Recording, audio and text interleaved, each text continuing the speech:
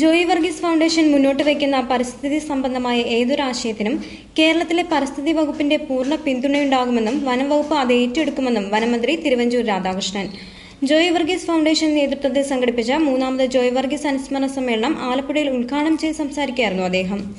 പരിസ്ഥിതിയെ ഏറെ സ്നേഹിച്ച പത്രപ്രവർത്തകനായിരുന്നു ജോയി വർഗീസ് എന്നും വികസന പ്രശ്നങ്ങളും സംസ്കാരവും തിരിച്ചറിഞ്ഞ് നാടിനെ മുന്നോട്ട് നയിക്കുന്നതിന് ശ്രമം നടത്തിയ പത്രപ്രവർത്തകനായിരുന്നു ജോയി വർഗീസ് എന്നും മന്ത്രി അനുസ്മരിച്ചു. ജോയി വർഗീസിന്റെ സ്മാരകമായിട്ട് എന്തെങ്കിലും ചെയ്തില്ലെങ്കിൽ ആ കാലഘട്ടത്തിൽ ജോയിയോടൊപ്പം ജീവിച്ച വ്യക്തി എന്നുള്ള നിലയിൽ ഞാൻ ചെയ്യുന്ന ഒരു മൈനസ് പോയിന്റ് ആയിരിക്കും എന്നുള്ള വിശ്വാസമാണ് എനിക്കുള്ളത്. ജോയി എൻവയറമെന്റിനെ കുറിച്ച്, പരിസ്ഥിതിയെ കുറിച്ച് ജോയിക്ക് നല്ല കാഴ്ചപ്പാടുണ്ടായിരുന്നു.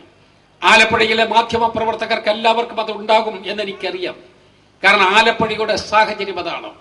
പരിസ്ഥിതി സംബന്ധമായി ജോയി വർഗീസ് ഫൗണ്ടേഷൻ മുന്നോട്ട് വെക്കുന്ന ഏത് ആശയഗതിയും കേരളത്തിലെ പരിസ്ഥിതി വകുപ്പിന്റെ പൂർണ്ണമായ പിന്തുണയോടുകൂടി കൊണ്ടുപോകാൻ ഞങ്ങൾ ഒരുക്കമാണ് എന്ന് പരസ്യമായി ഓർമ്മിപ്പിക്കാനും ഞാൻ ഈ സന്ദർഭം വിനിയോഗിക്കുകയാണ്. ആലപ്പുഴ നഗരചിത്രത്തിൽ നടന്ന ചടങ്ങിൽ ജോയി വർഗീസ് ഫൗണ്ടേഷൻ ഏർപ്പെടുത്തിയ 50,000 രൂപയുടെ fellowship Alleppey news TV reporter ASHA J Antony MP KC Venugopal നിന്ന് ഏറ്റുവാങ്ങി.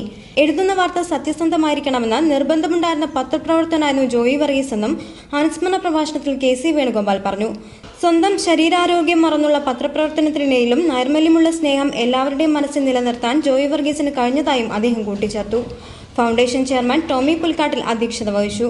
മാതൃഭൂമി മുൻ deputy editor KS Joseph, foundation president KG Mukundan, organising secretary KU Gopakumar തുടങ്ങിയവർ സംസാരിച്ചു. ചടങ്ങിന്റെ ഭാഗമായി വിദ്യാർത്ഥികൾക്കുള്ള സ്കോളർഷിപ്പ് വിതരണവും നടന്നു.